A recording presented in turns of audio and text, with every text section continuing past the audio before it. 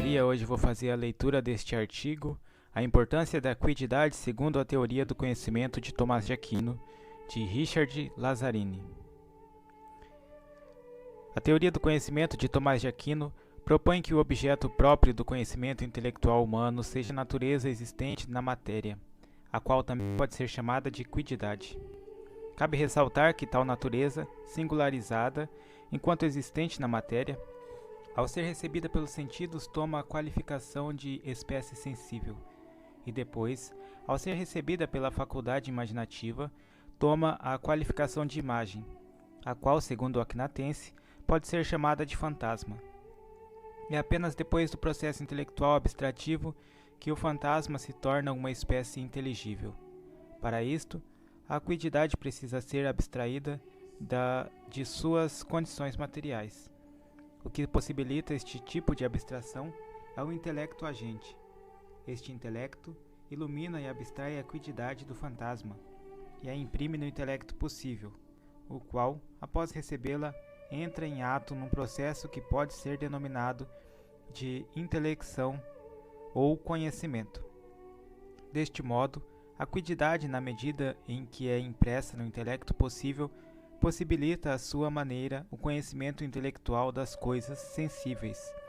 Portanto, nota-se que a equidade desempenha um papel fundamental na teoria do conhecimento de Tomás de Aquino.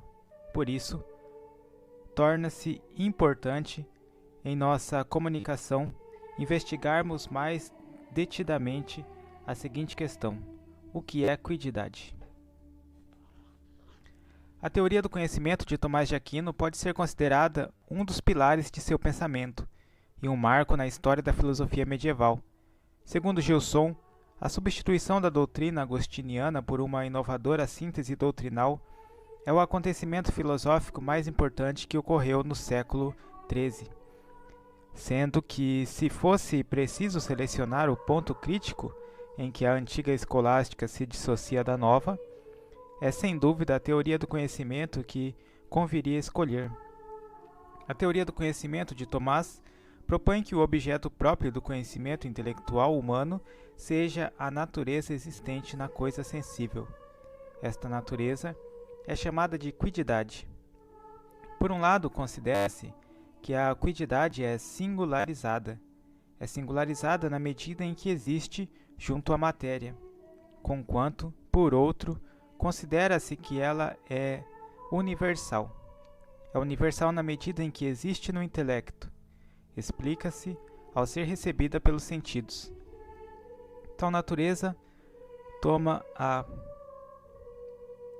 qualificação de espécie sensível e depois, ao ser recebida pela faculdade imaginativa, recebe a qualificação de imagem da coisa sensível, a qual, segundo a terminologia de Tomás, pode ser chamada de fantasma. É apenas depois do processo intelectual abstrativo, realizado pelo intelecto agente, que a natureza do fantasma se torna uma espécie inteligível, a qual é caracterizada como universal. Nessa medida, nota-se a importância do intelecto agente para a filosofia de Tomás, pois é tal intelecto que possibilita o conhecimento intelectual humano das coisas sensíveis. Sua função abstrativa permite-lhe agir sobre o fantasma. O intelecto agente ilumina e abstrai a equidade do fantasma, a qual se comporta como princípio de conhecimento na medida em que é proporcionada ao intelecto. Essa equidade, depois de ser abstraída pelo intelecto agente, é transformada em espécie inteligível e impressa no intelecto possível, que após recebê-la entra em ato. Diante disto, cabe destacar que, segundo o Nascimento, Tomás sustenta haver diferença entre a composição e divisão do intelecto. Entretanto, para Platão, por exemplo, há correspondência entre o modo de ser da coisa e o modo como é conhecida. Ele julgou que a forma do conhecimento se encontra no cognoscente, do mesmo modo que está no conhecido. Os pré-socráticos, por sua vez, se utilizaram do mesmo princípio. Diz Nascimento. No entanto, Platão e os pré-socráticos tomaram posições opostas. aquele atribuindo às coisas propriedades destas enquanto presentes no intelecto, isto é, a universidade, a imaterialidade e a necessidade.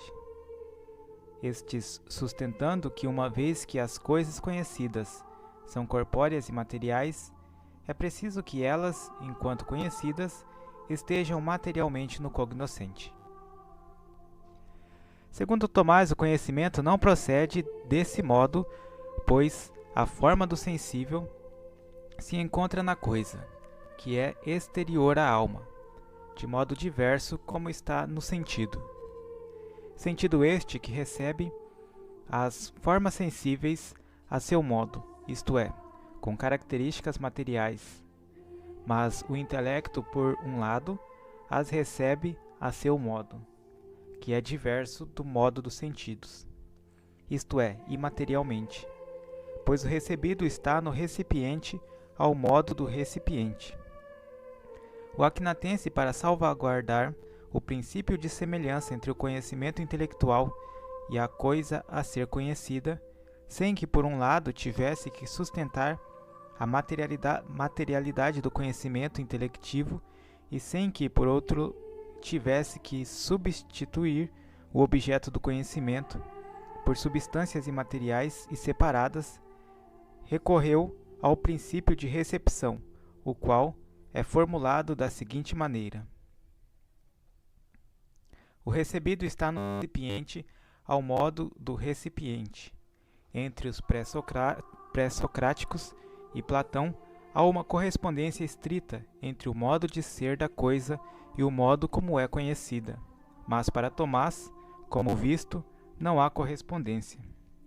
Ao assumir esta formulação, Tomás, à sua maneira, baseia-se na teoria do conhecimento de Aristóteles. Segundo o Estagirita, o conhecimento humano não lida unicamente com aquilo que é meramente material, tal como alguns pré-socráticos sustentaram, nem com aquilo que é unicamente imaterial, como definido por Platão, mas ocorre devido a uma relação do material com o imaterial. Essa relação se dá na medida em que o intelecto, que é imaterial, possui a capacidade de abstrair e conhecer aquilo que há de inteligível e imaterial na coisa. Quer dizer, a forma da coisa sensível passa por um processo complexo, realizado pela parte sensitiva da alma, e desemboca na produção feita pela imaginação do fantasma.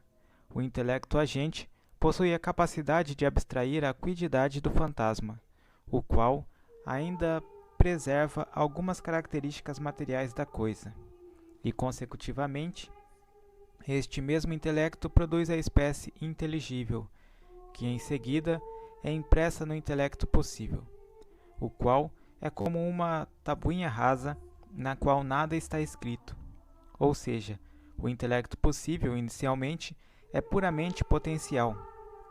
Porém, após receber aquilo que lhe é próprio, ele passa consequentemente da potência ao ato, num processo que pode ser chamado de intelecção.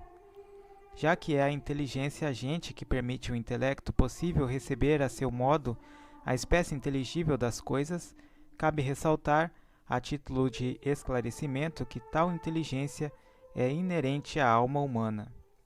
A inteligência agente não é separada e nem possui em si todas as formas inteligíveis, como dizia Avicena, mas possui a função de tornar os fantasmas em inteligíveis em ato. É essa capacidade de acessar aquilo que há de inteligível nos fantasmas que permite ao intelecto possível conhecer a seu modo as coisas sensíveis. Segundo Tomás, a quididade caracteriza-se como objeto próprio do intelecto humano. É ela que, à sua maneira, confere elementos para o conhecimento intelectual das coisas sensíveis. Visto a importância que a quididade possui para a teoria do conhecimento intelectual humano de Tomás, tornou-se fundamental para a nossa comunicação investigarmos a seguinte questão: o que é a quididade? Conquanto antes de responder tal questão, fez-se importante descrever de maneira mais detida o processo pelo qual ocorre o conhecimento humano. Assim, iniciamos nossa investigação.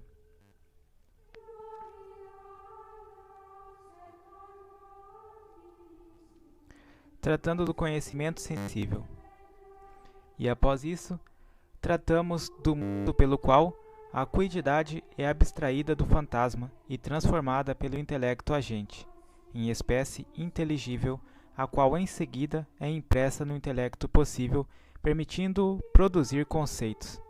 Depois de ser descrito o processo pelo qual ocorre o conhecimento intelectual humano das coisas sensíveis, processo que permite compreender o modo pelo qual a acuidade, a seu modo, cai sobre os sentidos e a imaginação, encontramos subsídios para tratar não só da função que a acuidade exerce no processo intelectivo, mas também do que de fato ela é. A produção dos fantasmas.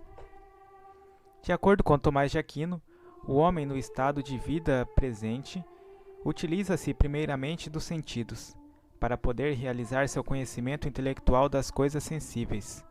Isso quer dizer que a apreensão dos sensíveis, realizada pela capacidade sensitiva da alma, constitui-se como o ponto de partida de um processo que se completa na atividade intelectual humana.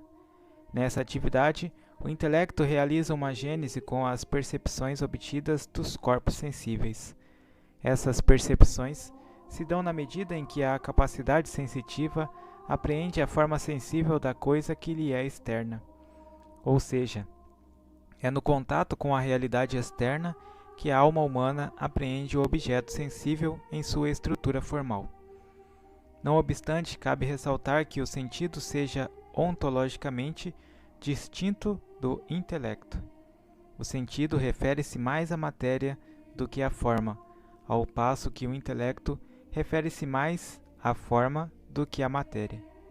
Isso mostra que o sentido, por um lado, está mais ligado às operações do corpo, ao passo que o intelecto, por outro, opera de modo imaterial, na medida em que as espécies inteligíveis, advindas de um processo abstrativo, lhe são acrescidas e proporcionadas. Entre mentes, Spruit destaca que, consoante Tomás, a capacidade sensitiva possui duas partes, a saber, a interna e a externa. Sua estrutura interna, de certo modo, está em ato, ao passo que a externa está em potência para o mundo sensível. O sentido conectado e organizado dentro de uma estrutura interna é considerado entre si como imprimo acto, e assim não é puramente passivo em sua relação com as coisas sensíveis. Desse modo, a percepção sensitiva assume um papel importante na relação que ocorre entre a alma e as coisas sensíveis. A percepção depende da espécie sensível na medida em que a coisa afeta o órgão sensorial que lhe corresponde. Isso quer dizer que a espécie sensível vem por uma ação dos corpos sensíveis sobre os sentidos. Tal espécie representa a estrutura formal do objeto sensível na medida em que este é apreendido pelo sentido. A espécie do sentido configura-se mais como um princípio instrumental do que como um objeto percebido nele mesmo. Recebida na alma, a espécie sensível permite a produção de uma imagem sensorial, a qual é denominada de fantasma. O fantasma é resultante de um processo complexo que envolve vários estágios intermediários. Após tratarmos sucintamente os sentidos externos e interno, cabe, neste ponto, explanar de maneira mais detida o modo pelo qual Tomás aborda o processo que culmina na produção, realizada pela imaginação, das imagens ou fantasmas.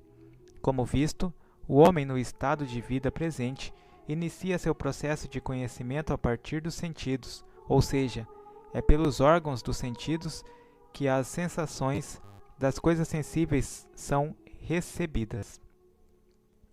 enfatize-se que, de um lado, a faculdade sensitiva diz respeito às operações dos órgãos corporais, quais sejam tato, visão, olfato, paladar e audição, sendo que, de outro lado, a faculdade sensitiva diz respeito à imaginação. A imaginação é uma capacidade que, apesar de não ser intelectual, apreende diversas sensações advenientes dos sentidos. Ao mesmo tempo em que, pelo tato, sinto que algo é quente, posso também, por intermédio da visão, constatar que ele seja preto. A imaginação, primeiramente, recebe essas sensações e, após recebê-las, as relaciona e as refere a um mesmo objeto. Ao contrário dos órgãos dos sentidos, que dizem mais respeito à matéria do que à forma. A imaginação abarca em si tanto aspectos formais quanto materiais, na medida em que ela apreende as sensações como compostos de matéria e forma. Analisando mais de perto a capacidade sensitiva, note-se que, de certa maneira, ela é passiva em relação aos sensíveis. É por essa passividade que tal capacidade recebe as sensações das coisas. Após recebê-las, a imaginação as une e as referencia a um mesmo objeto. Esse processo de união das sensações é realizado pela parte ativa da imaginação. É assim que a imaginação entra em ato e produz como decorrência a imagem referente à coisa sensível. A imaginação possui tanto um caráter passivo quanto um caráter ativo. É o seu caráter ativo que produz os fantasmas. Os fantasmas estão em potência em relação ao intelecto, pois, por estarem relacionados com a parte sensitiva da alma, ainda preservam as características materiais das coisas.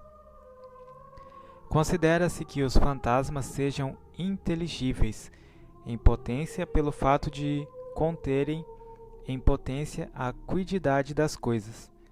Confere White, o fantasma não corresponde à capacidade sensitiva do mesmo modo que a forma sensível corresponde ao corpo, pois esta última está mais próxima da matéria do que da forma, ao passo que o fantasma não parece corresponder mais à matéria do que à forma, ou seja, de certa maneira, o fantasma equilibra em sua constituição tanto as características materiais quanto as formais no composto. O fantasma, em última instância, possui uma natureza ilemórfica. Há um trato que a espécie sensível recebe os sentidos internos. Esse trato possibilita à espécie sensível passar por um processo de refinamento, processo este que permite a produção do fantasma pela imaginação.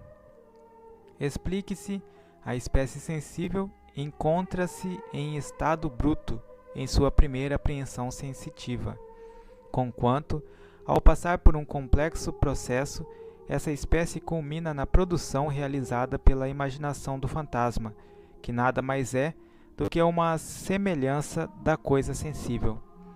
Segundo Tomás, o intelecto humano possui capacidade de acessar, ao seu modo, os objetos sensíveis externos representados nos fantasmas. Isso ocorre na medida em que o intelecto abstrai aquilo que há de inteligível no fantasma. A acessibilidade do intelecto naquilo que há de inteligível no fantasma se dá devido a uma série de processos mediativos ocorridos a partir da percepção sensorial, que desembocam no processo intelectual abstrativo. A quididade assume um papel de grande importância na mediação e assimilação realizadas pela alma dos conteúdos extramentais, pois ela que permite a produção da espécie inteligível. Tal espécie é resultado de uma sinergia realizada entre o intelecto e a realidade sensível. Assim, a quididade caracteriza-se como fundamento de universalidade e objetividade do conhecimento intelectual. Ressalte-se que a espécie inteligível não se configura como o que é inteligível. Caracteriza-se assim porque, em certa medida, ela comporta-se como um tipo de intermediário entre o fantasma e o intelecto. A espécie inteligível é aquilo pelo que o intelecto, à sua maneira, conhece primeiro. O intelecto, ao tomar essa espécie como subsidiária do conhecimento, passa a conhecer, a seu modo, as características mais gerais das coisas, as quais podem ser chamadas de inteligíveis, universais, etc. De acordo com o Akhenatense, não se sustenta espécies inteligíveis, inatas no intelecto humano, pois para entrar em operação, o intelecto precisa que as espécies inteligíveis sejam produzidas a partir das quididades abstraídas dos fantasmas. Tais espécies não são as formas ou ideias transcendentes, porque se fossem, seriam contrário à experiência, posto que os objetos do conhecimento advenham do âmbito sensível. Instaura-se o problema. Como os sensíveis podem ser conhecidos pelo intelecto, que, por sua vez, é uma faculdade imaterial? Já foi dito que os objetos correspondentes à faculdade sensitiva são recebidos por intermédio dos sentidos, os quais estão em constante contato com os sensíveis. Contudo, pode parecer inaceitável à inteligência depender de algo que lhe seja inferido para inteligir. Mas, se assim for, deve-se a sustentar que os sensíveis sejam inteligíveis apenas em potência, sendo que, para se atingir algum conhecimento, torna-se-á necessário passá-los da potência ao ato inteligível. Para possibilitar essa passagem, sustentar-se-á uma capacidade na alma humana que eleva ao âmbito intelectivo o objeto apreendido pelo sentido. O que possibilita o ato da espécie é uma capacidade intelectual ativa. Entretanto, para se entender a função dessa capacidade e o modo pelo qual ela abstrai as quididades, que depois de abstraídas se tornam espécies inteligíveis em ato, faz-se importante esclarecer como a alma humana possibilita que algo passe da potência ao ato. Sendo assim, ressalte-se que, segundo o Akhenatense, as coisas sensíveis estão em ato para os sentidos, pois, por isso, não se deve supor um sentido agente, o qual, se existisse, desempenharia a função de atualizar os sensíveis. Um órgão sensível passivo, diante de sensíveis em ato, basta para receber as impressões dos sensíveis que lhes corresponde. Porém, frise-se que os inteligíveis abstratos não estão realizados na realidade sensível. Assim, considera-se que tais inteligíveis, para serem conhecidos, passam por um processo de abstração, ou seja, eles devem ser abstraídos de suas condições materiais para tornarem-se consecutivamente conhecidos. É nesse ponto que o intelecto agente desempenha sua função, qual seja abstrair a quididade dos fantasmas. O intelecto agente, por sua função abstrativa, torna atualmente inteligível aquilo que era apenas potencialmente inteligível, na realidade sensível. Logo, observa-se que, de acordo com Tomás, não há necessidade de se explicar uma capacidade intermediária em ato entre o sentido e os sensíveis, pois a apreensão do sensível explica-se sem se sustentar uma capacidade agente, como, por exemplo, um sentido agente, pois os sentidos são passivos em relação aos sensíveis, ao passo que, por outro lado, não é possível explicar o conhecimento intelectual das coisas sensíveis sem se sustentar uma capacidade intermediária e intelectual em ato, a qual é denominada intelecto agente. Segundo Gardel, a potência não pode, por si própria, elevar-se ao ato, portanto, torna-se necessário intervir uma capacidade intelectual em ato, a qual possibilitará essa passagem. A quiddidade como objetivo do conhecimento intelectual humano. O intelecto agente tem a função de abstrair a quiddidade dos fantasmas, despojando-a de suas condições materiais singularizantes. E tal quiddidade, que possibilita a produção realizada pelo intelecto agente da espécie inteligível em ato. Após esse processo, o intelecto agente imprime a espécie inteligível no intelecto possível. O intelecto possível é uma capacidade que inicialmente é passiva e, como tal, está apta a receber aquilo que lhe é próprio, ou seja, a espécie inteligível produzida a partir da quiddidade abstraída dos fantasmas. Após recebê-la, ele a intelige passando consequentemente da potência ao ato, realizando desse modo o conhecimento. Caso contrário, ou seja, se o objeto intelectivo já estivesse em ato e só houvesse o intelecto possível na alma intelectiva humana, não haveria necessidade de supor o intelecto agente. Ou seja, se não houvesse o intelecto agente na alma humana, o intelecto humano seria uma faculdade completamente passiva. Teria a função de apenas receber seus respectivos objetos. Desse modo, a faculdade intelectiva teria o mesmo modo de ser de seus objetos, os quais, sem a necessidade de serem abstraídos de suas condições materiais para serem conhecidos, seriam imateriais e subsistentes por si mesmos. Quer dizer, a faculdade intelectiva, assim como seus respectivos objetos, seria imaterial, conquanto, nesse caso, apesar de imaterial, tal faculdade caracterizar-se-ia como puramente passiva, ao passo que seus objetos estariam sempre em ato para ela.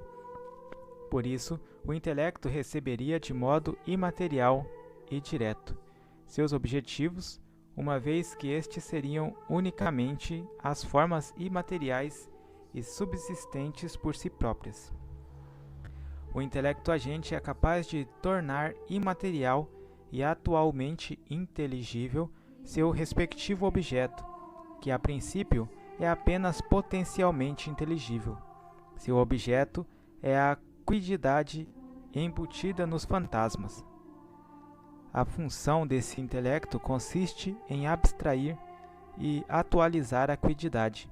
Contudo, cabe esclarecer que algumas vezes considera-se o fantasma como objeto de cognição, e noutras vezes considera-se que o objeto cognitivo seja a quiddidade, pois de um modo o intelecto agente ilumina o fantasma, enquanto que de outro modo essa iluminação acarreta na abstração da quiddidade do fantasma. É pela iluminação sofrida que, de certa maneira, o fantasma torna-se objeto do intelecto agente.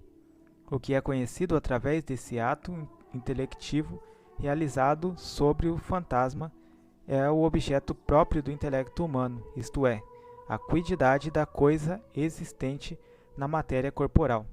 Sobre isto, Tomás diz: o objeto próprio do intelecto humano, que é unido ao corpo, é a quiddidade ou natureza existente na matéria corporal, e pelas naturezas deste tipo das coisas visíveis também ascende de algum conhecimento das coisas invisíveis.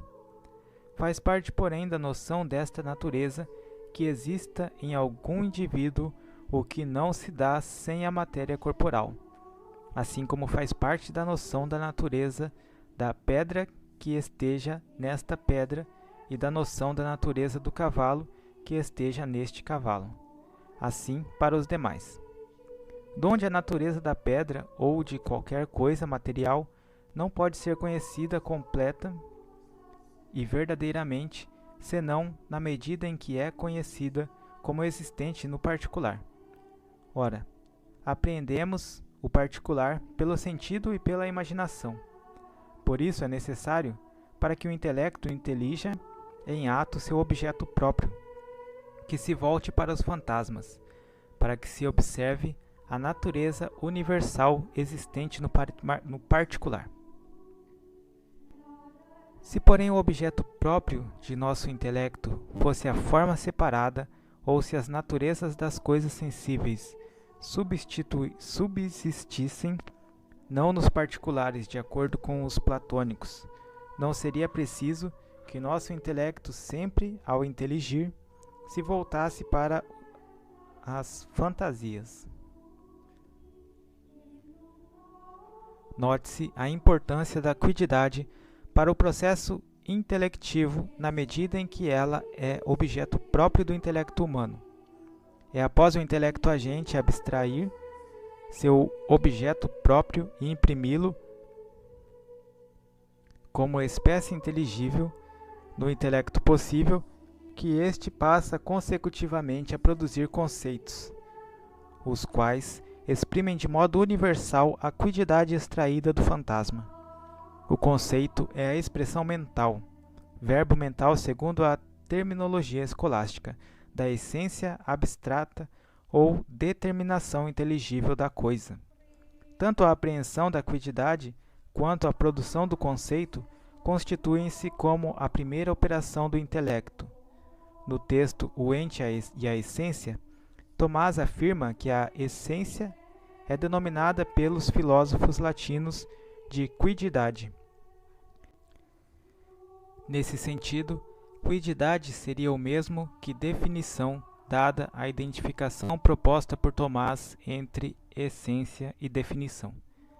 Citemos Tomás. E visto que aquilo pelo que a coisa é estabelecida no próprio gênero ou espécie, é isto que é significado pela definição indicando o que a coisa é. Daí vem que o nome de essência é transformado pelos filósofos no nome de quiddidade. Etimologicamente, a palavra quidditas designa a concepção que se forma para responder à questão quid, o que é. É tal coisa, quidditas. A quiddidade, desse modo, designa a natureza profunda de uma coisa, ou seja, ela designa a essência da coisa, aquilo que faz dela tal ser. Destaca-se que os sentidos, por um lado, captam apenas os acidentes exteriores, enquanto que o intelecto, por outro, vai até ao ser da coisa. Os modos, as propriedades e os diversos acidentes de um ser podem ser conhecidos pela inteligência como essência ou como quiddidade, porquanto, por si mesma, a inteligência tem a função de entender primariamente a quiddidade das coisas. Assim, a quiddidade, na medida em que está no intelecto, designa a natureza abstrata da coisa, ou seja, a natureza considerada independentemente de tudo aquilo que a individua.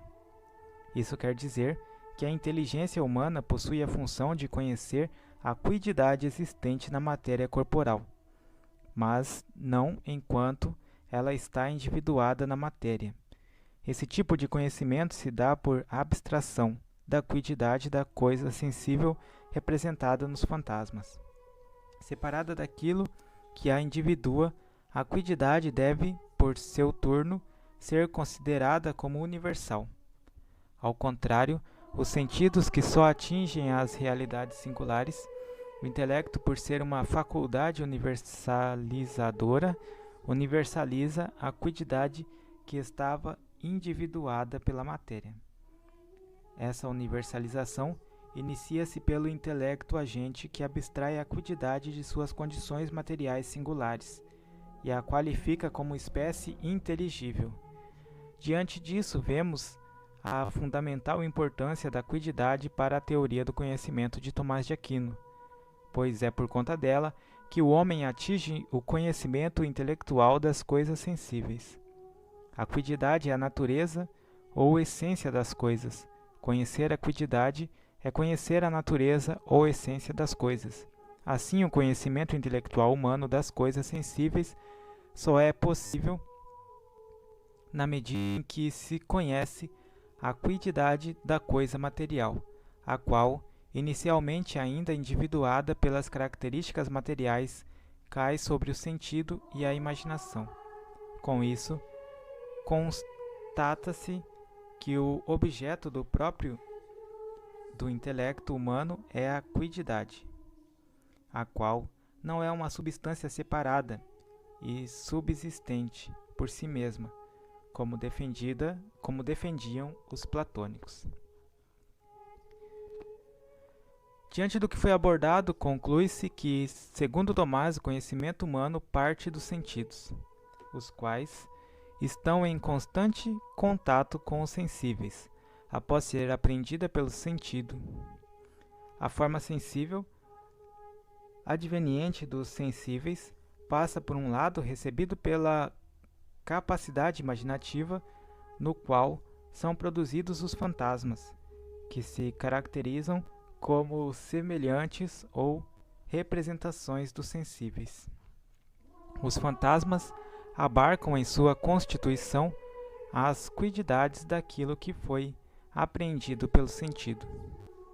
O fantasma é um ente que está apto a ser inteligido, conquanto enfatize-se que ele só pode ser inteligido na medida em que houver uma capacidade intelectual em ato que possibilite essa intelecção. Tal capacidade chama-se intelecto agente.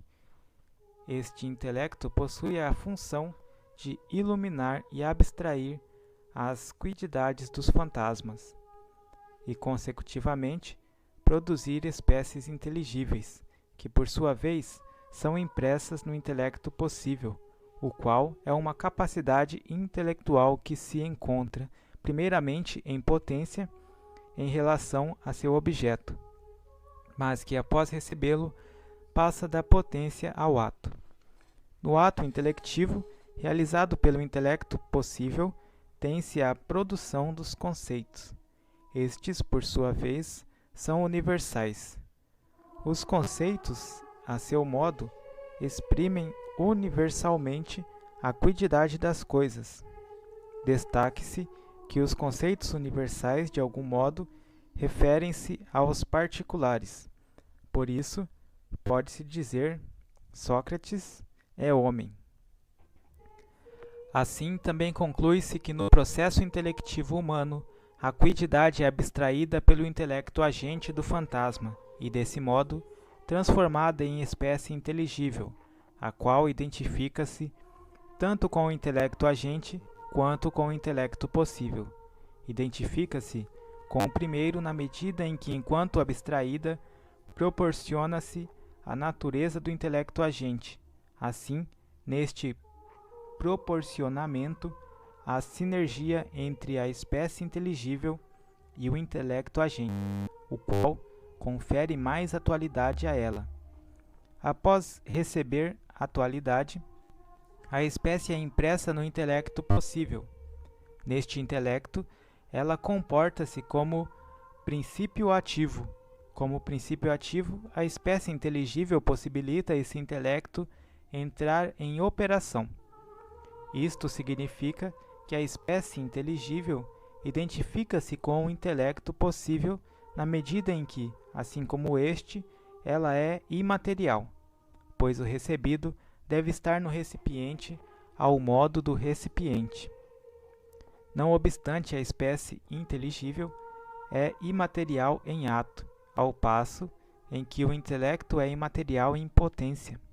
Todavia, esta relação entre o ente em ato e uma capacidade em potência não acarreta nenhum prejuízo ao receptor, pois este recebe seu objeto na medida em que tal objeto lhe permite atingir a perfeição de sua respectiva operação.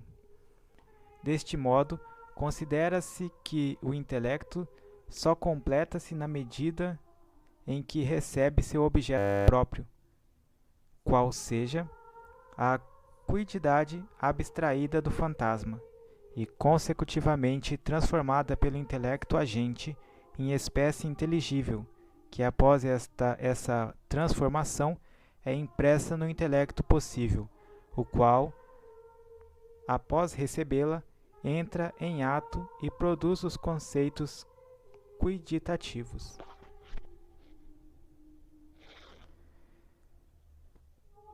Se você gostou desse vídeo, desse formato, curta, comente, compartilhe se ele ajudar alguém.